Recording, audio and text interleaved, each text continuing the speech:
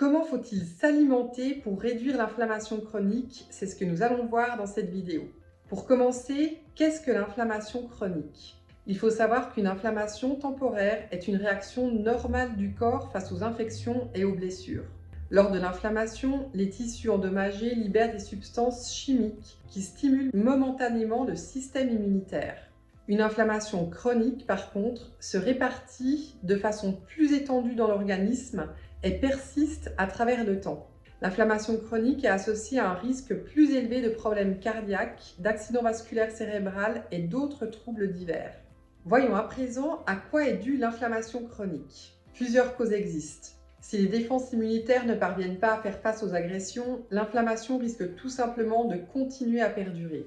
Certains systèmes immunitaires déséquilibrés peuvent aussi réagir sans qu'il y ait de menaces réelles.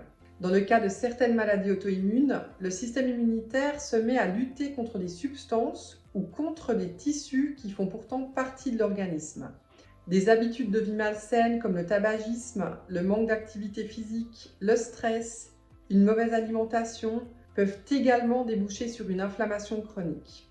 Dans tous les cas, cette réaction inflammatoire persistante finit par endommager le corps. Mais quels sont les symptômes de l'inflammation chronique ? Les signes d'une inflammation chronique ne sont pas aussi évidents que ceux d'une inflammation aiguë, et ils peuvent être assez différents.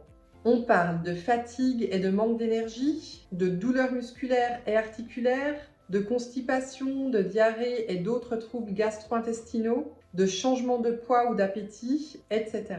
Il existe toutefois des façons plus fiables de détecter une inflammation chronique. La méthode la plus courante pour mesurer l'inflammation est un test sanguin de la protéine C réactive, ou la CRP, qui est le grand marqueur de l'inflammation. Les professionnels de santé mesurent également le taux d'homocystéine pour évaluer les facteurs de risque cardiovasculaires et testent le taux d'hémoglobine glyquée, car l'inflammation augmente la résistance à l'insuline.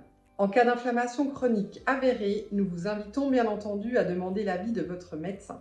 Comment prévenir et apaiser naturellement l'inflammation chronique? L'alimentation est l'un des facteurs clés pour réduire l'inflammation de façon naturelle et certains compléments alimentaires peuvent vous aider à lutter contre cette inflammation permanente qui sature votre organisme.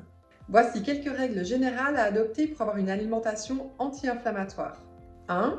Mangez plus de végétaux qui contiennent les nutriments inflammatoires dont votre corps a besoin. Faire place à un arc-en-ciel avec beaucoup de légumes, surtout verts, des fruits, un peu de céréales demi-complètes, plutôt sans gluten, et des légumineuses. 2. Misez notamment sur les aliments antioxydants qui protègent le corps de certains dommages cellulaires et tissulaires.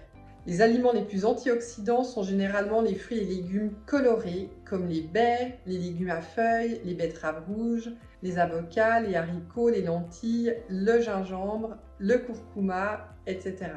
Certaines substances végétales peuvent grandement vous aider à rétablir votre équilibre intérieur. C'est le cas de la curcumine, de la quercétine, de la rutine, de la bromélaïne, etc.